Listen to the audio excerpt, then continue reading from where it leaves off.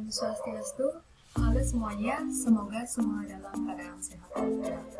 Baik, perkenalkan saya Ketua Yudianti Wijaya dengan NIM 1202 dan 3 orang anggota kelompok saya, Putri Jesta Itawasana dengan NIM 1097, Made Rio Renata Adiatma dengan NIM 1209 dan yang terakhir Kadedian Purnami dengan NIM 1216. Nah, di sini kami selaku kelompok 3 akan mempresentasikan hasil analisis kami yang kami lakukan pada perusahaan pertambangan, pupuk, dan perminyakan. Namun, perusahaan-perusahaan ini kami hanya mengambil salah satu perusahaan sebagai sampel saja ya, tidak semua perusahaan yang kami analisis. Baik, seperti yang kita ketahui, laporan keberlanjutan ini merupakan laporan yang disajikan secara terpisah dengan laporan tahunan. Mengapa demikian? Karena laporan keberlanjutan ini menyajikan 3 aspek. Yang pertama ada aspek ekonomi, aspek sosial, dan aspek lingkungan. Terkait 3 aspek tersebut kami jadikan dasar ataupun acuan di analisis kali ini. Yang pertama kami lakukan yaitu menganalisis perusahaan pertambangan, yaitu perusahaan PT Adaro Energi Tbk, yaitu salah satu perusahaan yang ada di Indonesia yang terintegrasi secara vertikal dengan bisnis di sektor batubara, energi, utilitas, dan infrastruktur lainnya. Nah, perusahaan ini terletak di Kalimantan Selatan. Adapun produk dan jasa yang dihasilkan perusahaan ini yang pertama ada batubara, jasa perdagangan batubara, jasa pertambangan batubara, tenaga listrik, jasa logistik, air minum, properti, jasa pasar modal, jasa pemasaran batubara, dan infrastruktur. Pada perusahaan ini kami menganalisis 3 aspek yang tadi saya katakan, yaitu aspek lingkungan, aspek sosial, dan aspek ekonomi. Pada aspek lingkungan, dampak tidak langsung secara signifikan dirasakan oleh masyarakat. Keterlibatan masyarakat ini mendukung kegiatan secara operasional, mendukung kegiatan di PT Adaro Tbk ini. Program-program pemberdayaan masyarakat tersebut meliputi pengembangan sarana dan prasarana dasar maupun prasarana yang berkaitan dengan kegiatan ekonomi masyarakat atau UKM lainnya. Adapun contoh-contoh pembangunan infrastruktur dasar yang dibangun perseroan adalah yang pertama, ruang terbuka hijau di Barito Timur, 2, pengembangan taman wisata alaman Pulau Bangkut, dan yang ketiga, bantuan penyelesaian pembangunan masjid di Kelurahan Batu Piring, dan yang terakhir adalah bantuan infrastruktur pendidikan dasar di ruang kelas SMP Alam Tabalong. Selanjutnya ada beberapa analisis lingkungan lain yang dilaksanakan oleh PT Adaro Energi. Yang pertama ada mengembangkan taman wisata alam Pulau Bangkut, ekosistem mangrove habitat satwa endemik dilindungi yaitu Bekantan, Nasalis, dan Patus.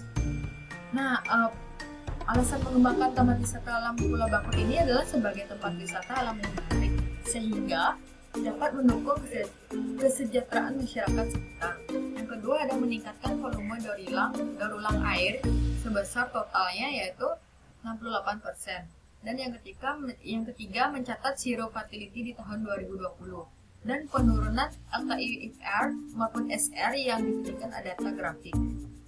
Dan yang terakhir adalah mencatat perbaikan pengelolaan energi dengan intensitas energi 2020 sebesar 0,434 dari 0,434 atau gigametrik ton of coal, dan perbaikan pengelolaan emisi dengan intensitas emisi GRK 2020 menjadi 0,312 dari 0,331. Baik, sebelumnya perkenalkan, nama saya Kadedian Purnami dengan NIM 1917051216. Di sini saya akan menjelaskan terkait aspek lingkungan dari PT Adaro Energi. Adapun beberapa analisis lingkungan lain yang dilaksanakan oleh PT Adaro Energi, yakni yang pertama mengembangkan taman wisata alam Pulau Bangkut. Ekosistem mangrove habitat satwa endemik dilindungi yaitu Bekantan, sekaligus sebagai tempat wisata alam menarik yang dapat mendukung kesejahteraan masyarakat sekitar. Yang kedua, yakni meningkatkan volume daur ulang air sebesar 68%. Yang ketiga, mencatatkan zero fatality di tahun 2020 dan penurunan LTIFR maupun SR yang ditunjukkan dalam grafik pada laporan keberlanjutannya. Selain itu, aspek lingkungannya yakni mencatat perbaikan pengelolaan energi dengan intensitas energi 2020 sebesar 0,434 dari 0,463 gigajoule atau metric ton of coal, dan perbaikan pengelolaan emisi dengan intensitas emisi GRK 2020 menjadi 0,0312 dari 0,0331 ton CO2 equality per ton of coal.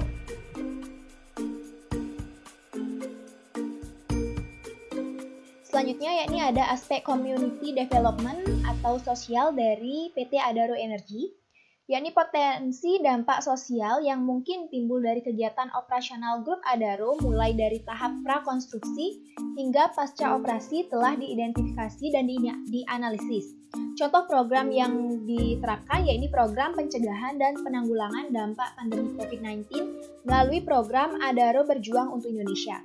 Berupa 12 item kegiatan mencakup bantuan penguatan tenaga medis, bantuan lab PCR, bantuan 28 unit ambulans, bantuan ventilator, paket rapid test, dan termogan, dan lain-lain senilai total 57 miliar.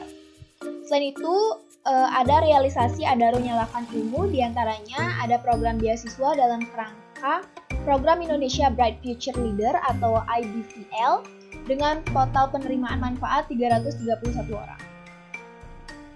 Selain itu ada aspek ekonomi, ada beberapa analisis ekonomi yang sudah dilaksanakan oleh PT Adaro Energy Tbk.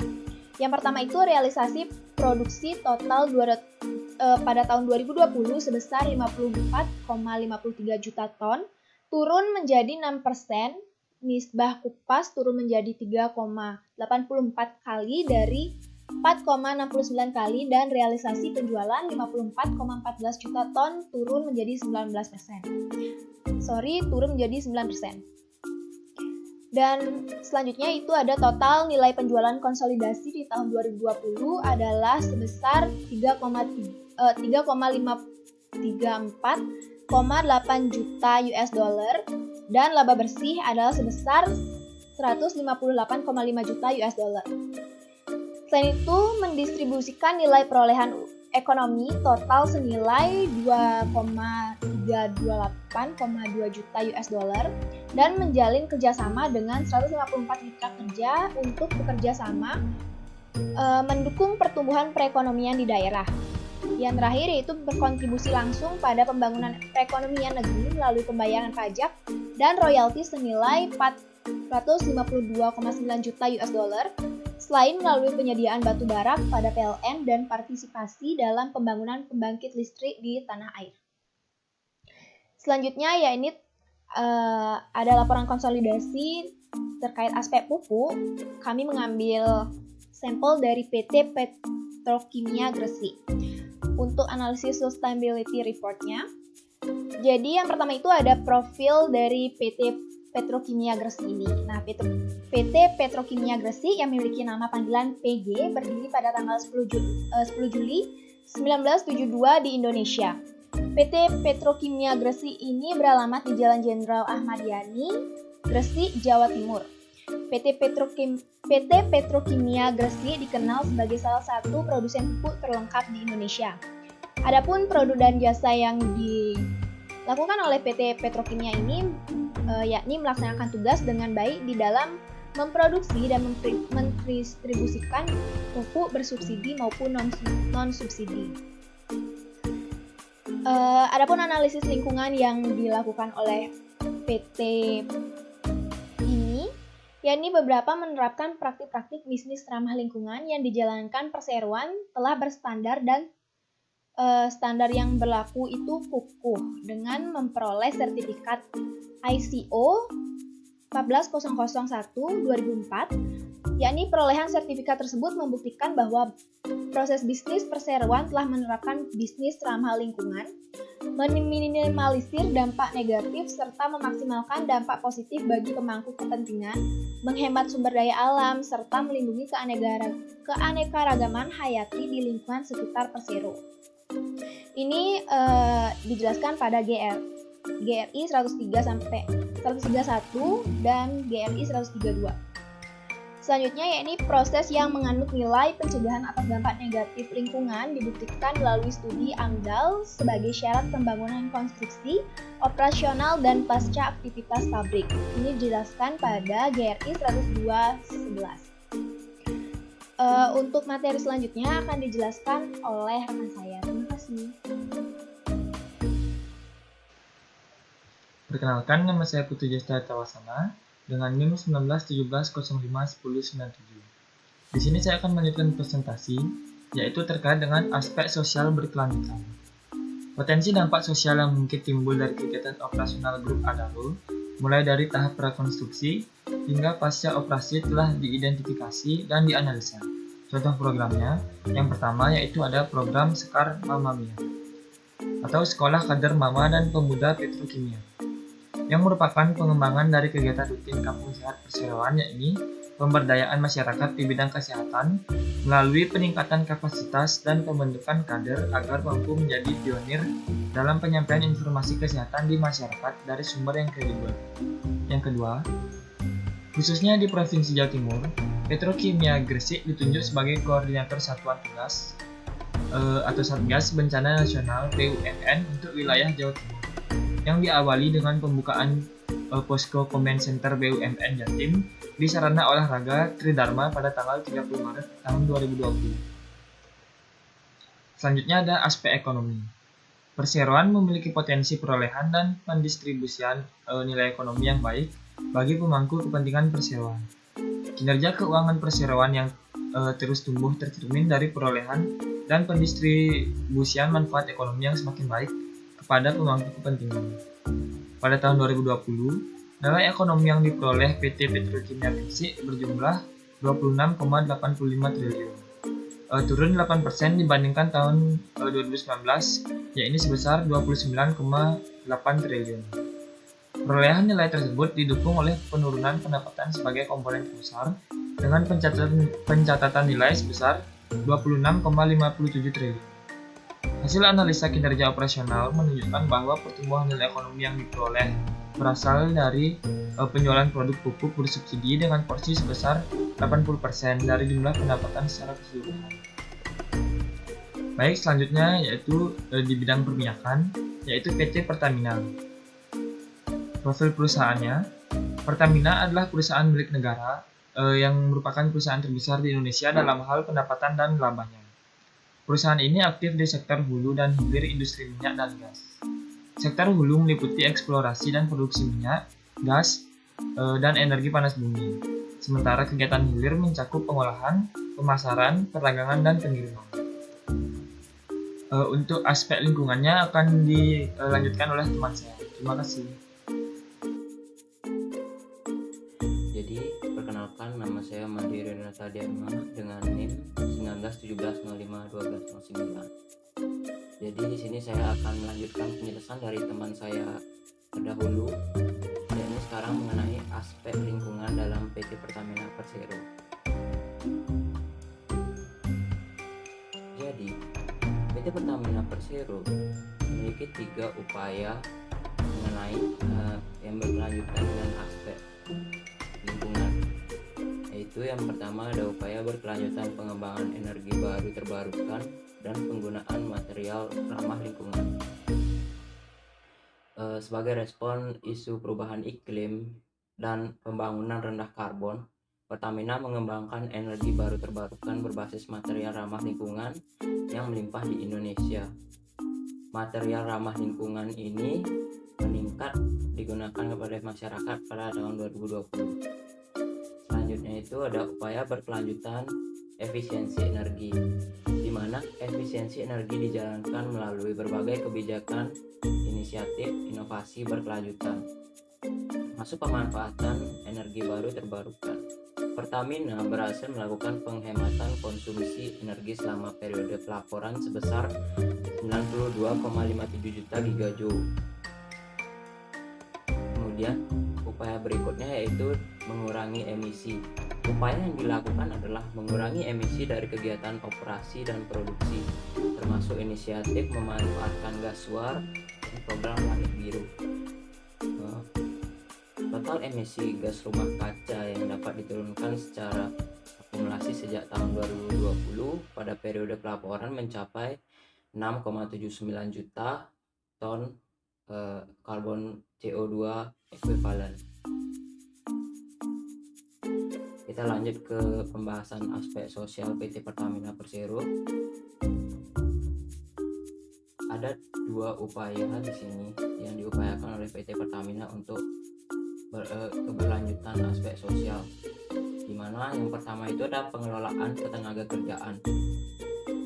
Dalam pandemi COVID-19 mendorong perseroan melakukan adaptasi pengelolaan pekerja dan praktik-praktik tenaga kerjaan. Adaptasi dilakukan tanpa pemutusan hubungan kerja atau PHK dan tetap melakukan rekrutmen karyawan baru. Kemudian program pengembangan talenta dan pengembangan top talenta muda serta jam pelatihan menjadi salah satu indikator dalam KPI direksi. Kedua itu ada keselamatan dan kesehatan kerja atau K3. Dalam hal ini, Pertamina tetap mengutamakan kebijakan HSSE yang berarti Health, Safety, Security, and Environment. Selama masa pandemi COVID-19, perseroan memberikan dukungan sumber daya dan sumber dana dengan berinisiatif menyediakan rumah sakit rujukan COVID-19 dan penerapan Supreme untuk mendorong kepatuhan aspek HSSE. Supreme di sini adalah salah satu sistem untuk mengintegrasikan kinerja dari HSSE dari Pertamina. Kita lanjut ke aspek ekonomi dari PT Pertamina Persero. Di sini sumbangsih Pertamina dalam aspek ekonomi yaitu investasi infrastruktur, di mana perseroan telah melaksanakan pembangunan dan pengelolaan berbagai aset untuk mendukung kegiatan operasi dan usaha. Dan sebagian dari aset tersebut digunakan masyarakat dalam kegiatan ekonominya, sehingga menjadi bentuk manfaat tidak langsung dari keberadaan Pertamina. Yang kedua itu BBM satu harga, di mana untuk tahun 2020 Pertamina menyelesaikan pembangunan 83 lokasi baru BBM satu harga. Pertamina melanjutkan pembangunan infrastruktur penyaluran BBM satu harga. Selanjutnya tahap 2 di wilayah terdepan, terluar, dan terpencil atau 3T. Sesuai peta jalan penyaluran BBM satu harga akan berlangsung sampai 2024. Selanjutnya itu adalah OVO dan Pertashop yang mendorong kemandirian desa. Program OVO dan Pertashop menjadikan bentuk manfaat tidak langsung signifikan bagi perseroan. Keberadaan pangkalan LPG 3 kilo dan Pertashop memudahkan masyarakat mendapatkan LPG dan BBM, sehingga meningkatkan volume penyaluran dari LPG dan BBM. Program OVO dan Pertashop merupakan bukti komitmen Pertamina terhadap ketahanan energi, mengutamakan ketersediaan, kemudahan akses, dan mudah diterima serta terjangkau dan berkelanjutan. Itu tadi penjelasan dari aspek lingkungan, aspek sosial, dan aspek ekonomi dalam PT Pertamina Persero. Jadi sekian penjelasan dari kelompok kami. Kami mohon maaf apabila ada salah kata. Akhir kata kami ucapkan terima kasih. Om Santi Santi Santi Om.